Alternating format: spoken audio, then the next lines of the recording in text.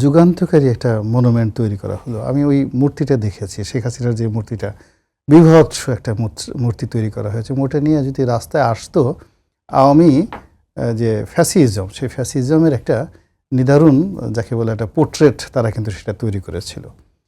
এখন এটা নিয়ে আগুন লাগাবে, ফ্যাসিবাসের যারা শক্তি আছে তারা সেটা নষ্ট করার চেষ্টা করবে, এরকম একটা অনুষ্ঠান পণ্ড করার চেষ্টা হবে, এটা স্বাভাবিক বিষয়।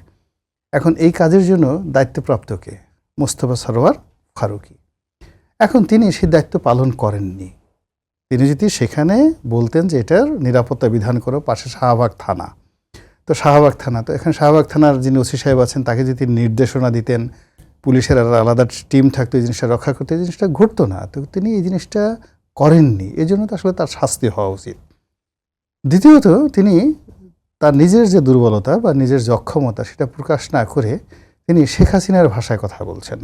শেখ হাসিনার জমানাতে যা কিছু হতো সব কিছুর জন্য তারেক জিয়া দায়ী, সব কিছুর জন্য জামাত দায়ী, সব কিছুর জন্য রাজাকার আলবদর দায়ী। আর এখন এই অযোগ্য লোকদের একটা ট্রেন্ড হয়ে গেছে যে সব কিছুর জন্য শেখ হাসিনা দায়ী, নিষিদ্ধ ঘোষিত ছাত্রলীগ দায়ী। ফলে এখানে যারা এই কুকর্ম করেছে বা যারা এই অপকর্ম করেছে, তো তাদের জন্য আমরা যারা আছি আমরা টকশোতে বসে অনেক কথা বলতে পারি, কিন্তু দায়িত্বপূর্ণ পদে থেকে ফারুকী কথা বলতে পারেন না। তাকে কথা বলার জন্য তথ্য লাগবে, উপাত্ত লাগবে, প্রমাণ লাগবে। ফ্যাসিবাদের কারা কী করেছে, এই দিন সেই দিন নয়। যদি দিন থাকতো তাহলে তো ফারুকী এখানে উপদেষ্টা হতে পারে না। এখানে জনগণের ভোটে আসুক না ফারুকী, পরবর্তীতে নির্বাচন যখন হবে ওকে দাঁড়াতে বলেন, একজন সংসদ সদস্য হতে বলেন, বা মান্না ভাই বা আমাদের মতো আমরা যারা আছি অন্য সময় যখন এই চেয়ারটা ছেড়ে দেন আমাদের সাথে এসে টকশোতে বসতে বলেন, প্রেস ক্লাবের সামনে দাঁড়াতে বলেন, কয়জন তাদের অডিয়েন্স হয়।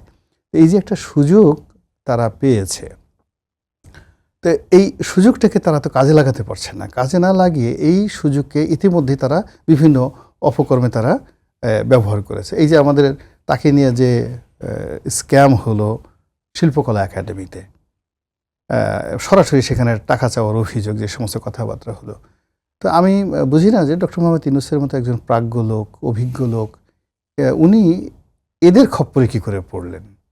ওনার মতো একটা বিশ্ববিখ্যাত মানুষ, এত ডক্টরেট ডিগ্রি, সারা দুনিয়ায় ওনার প্রায় 250-র মতো ডক্টরেট ডিগ্রি আছে, সম্মাননা আছে। তা ওনার যারা আমির হবেন, উজির হবেন, নাজির হবেন, সহযোগী হবেন, সহকারী হবেন, তাদের তো একটা কোয়ালিটি থাকবে। সেই কোয়ালিটিতে ফারুকী সাহেবের মতো মানুষ ওনাদের এই ক্যাবিনেটে আসে কী করে, কে সিলেক্ট করেছে?